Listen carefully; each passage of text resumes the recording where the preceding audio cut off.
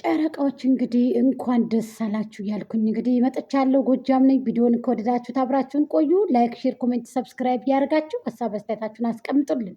ጨረቃዎች እንግዲህ ዛሬ በሚያምር መልኩ እንግዲህ ደስ በሚል ሁኔታ ነው የመጡት። ያው ትንሽ ቢያስከፋም ብሩኬን ቢያመውም እንግዲህ እኔ ከፊትም አትከፋፈሉ እንደ አብርሃምና እንደ ደመቁ እንዳትሆኑ የሰው ልጅ ራሱን የሚያስከብረው በራሱ ነው ብዬ ነበር። አምራ ደምቃ እንግዲህ ይቺ ቆንጆ የሆነች እንግዲህ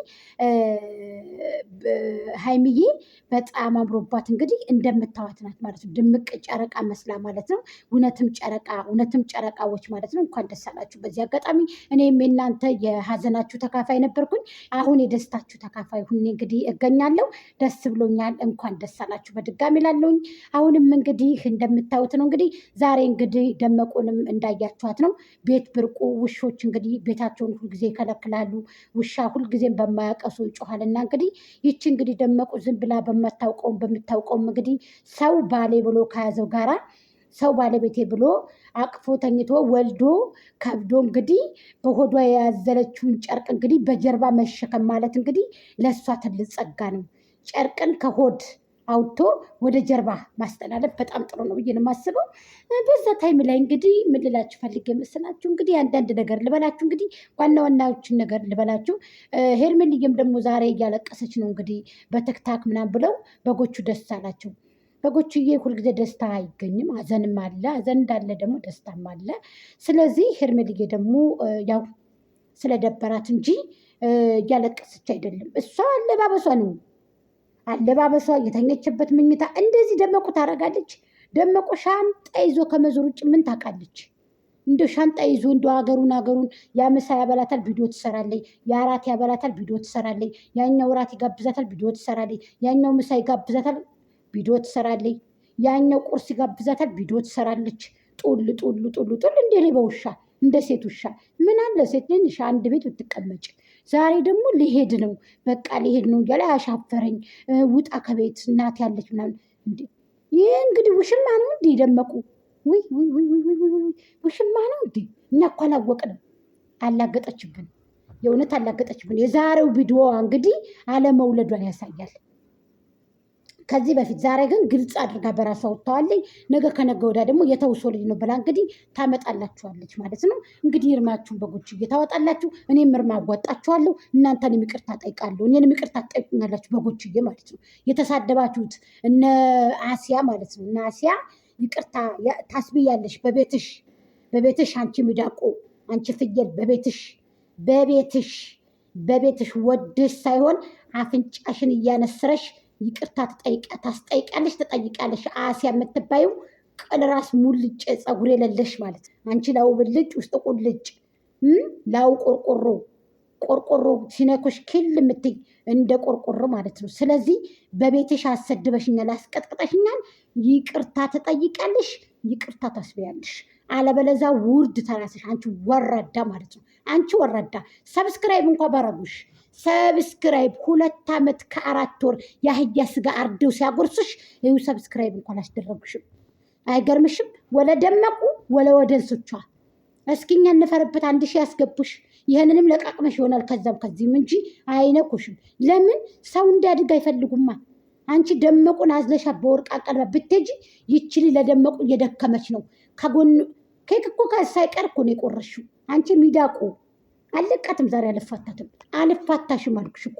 በቤትሽ ይቅርታ ትጠይቂያለሽ፣ ይቅርታ ታስጠይቂያለሽ። አንቺ ድቢ ራስ ማለት ነው። አንቺ ድቢ ራስ፣ አንቺ መሰንቆ ግር።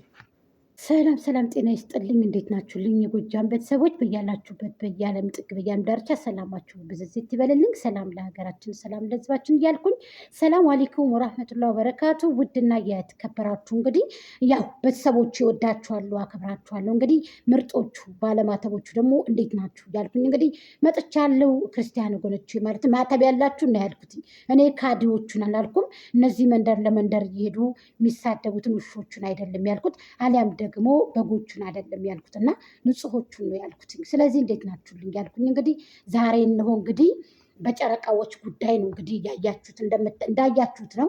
በጣም ደስ ይላሉ። እኔም ደስ ብሎኛል። ሀይሚዬ እንግዲህ ብሩኬን ስላመመባት እንግዲህ ብሩኬ ሐኪም ቤት ወስዳ በመንከባከብ በማጉረስ ምግቧን ሰርታ ትንሽ ልብስሽ ከዚች ከጎን ላይ ትንሽ ለበስ ብታረጋት በጣም የተሻለ ነገር ነው። አንዳንዴ ሶሻል ሚዲያ ላይ ስትመጡ ከቤታችሁ የተጠቀማችሁትን ልብስ ወደ ሶሻል ሚዲያ ባታመጡት በክርስትና እምነትም ሆነ ይሄ አይፈቀድም፣ መምኑ ነው እና ነውርም ነው። በሀገራችንም ቢሆን በሀገራችን በወጋችንም እንደ ኢትዮጵያዊነት እንደ ሰብአዊነትም እንደ ኢትዮጵያዊነትም ነው እየሰጧችሁ ያለሁት እና ስለዚህ ምናልባት ቤት ውስጥ በባንትም ቢሆን መሄድ ትችላላችሁ፣ ለባላችሁና ለራሳችሁ ብቻ ችግር የለም፣ ቤት ዘግታችሁ። ወላኪን ግን ወደ ሶሻል ሚዲያ ስትመጡ አለባበሳችሁን ትንሽ የተወሰነ ይሄ የእህትናውት ምክሬ ነው። እንደደመቁ እንዳትሆኒ፣ በገዛ እጅሽ እንዳትረክሺ፣ ውድ ሁኒ ብዬ ነው። ሴት ልጅ በመሆንሽ መጠን ግዴታ መምከር ስላለብኝ ነው። ልብስሽ ትንሽ ወጣ አለ፣ ሆድሽም ከጎን ወጣ አለች፣ በጎንና በጎን ትንሽ ናት። እንግዲህ እዚህ ጋር ከጠፋው ይቅርታ እያልኩኝ እንግዲህ ጨረቃዎችን እማጠናለሁ ማለት ነው። እሺ ወደ ገደለው ስንገባ ደግሞ እንግዲህ ወደ ደመቁ ጉዳይ ስንሄድ እና ወደ ደመቁ በጎች ስንሄድ በጎችሽን ያዥልን ደመቁ በጎችሽን ያዥልን። አንቺ ቆዳ ቆረቆንዳ በጎችሽን ያዙልን። አንቺ ባሌ ነው ብለሽ አቅፈሽው ከምተኙ ሰው ጋር ውጣልኝ ከቤት ተመጣ ካልሽ ምን አይነት ቪዲዮ እንደምታስተላልፊ ምን አይነት ቪዲዮ ለህዝብ እንደምታደርሺ ራስሽ ጠይቅ። የሰው ልጅ በርበሬና ጫው አገናኝቶ እየበላ ማገናዘቢያው ዝግ ከሆነ ከበድ ይላል፣ ትንሽ ከበድ ይላል። አንዳንድ ጊዜ ደግሞ ከምታወሩት በላይ ደግሞ ማዳመጥን የመሰለ ነገር የለም። አይዲያ የምትወስዱት ከኔና ከባልደረቦቼ ነው፣ ከስራ ባልደረቦቼ። አንቺ ቆሻሻ ሚዳቆ ማለት ነው።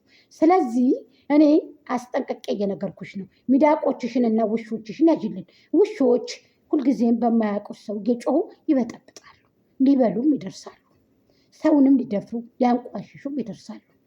ስለዚህ ደመቁ ውሾችሽን ይዘሽ ወደዛ ወደ ገደሉ ወደ ጫካ ብትገቢስ፣ እንደዚህ አይነት ጫካ ብትገቢ።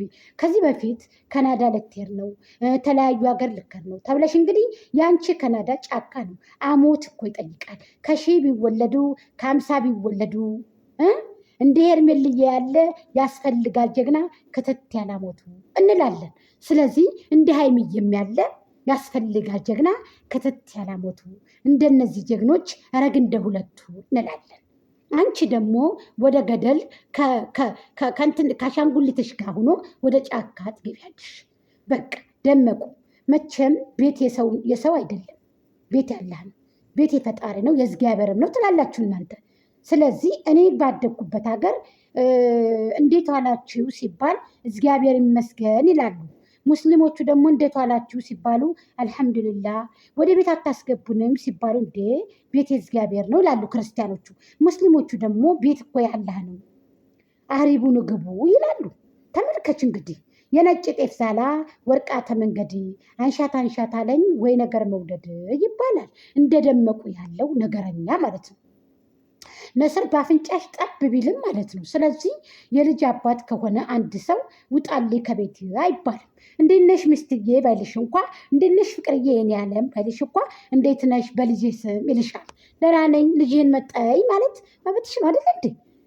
እናቴ ልትመጣ ነው እጭቃጭቃጭ ራፈር ቤቱ ቆሻሻ ምን አይነት እበት ናት በእናታችሁ? ውሽማ ነው እንዲህ አብርሃም ህንፃ ቤት ገዝቶ እኮ ለእናቶቹ ለዘመዶቹ የሚሰጥ ሰው እኮ ነው። እንዳንቺ በበጎቹ ገንዘብ አሰባስቦ የቤተሰቦቹን ቤት የሚያሳድስ ጀግና አይደለም።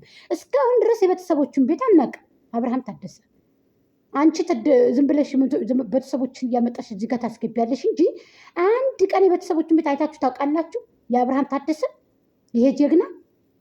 ስለዚህ ሄርሜላ ደግሞ ከሄርሜላ ጋር እንግዲህ ከጎኗ አብርሃም ማለት ነው። ዛሬ ደግሞ እንግዲህ በሌላ ቪዲዮ ብቅ ይላሉ ከሄርሜልዬ ጋር እኛም እንጠብቃለን ማለት ነው። እንግዲህ ያው ኮራ ቀብረር ብለን እንግዲህ እንጠብቃቸዋለን ማለት ነው። ሄርሜልዬ ደግሞ የኔ ማር የኔ ቆንጆ የኔ ጭገሬዳ የኔም ጭቃጭው አይዞሽ አብሽር የኔ ውድ ሁሉም ነገር ይስተካከላል። ሁሉም ነገር ለበጎ ነው።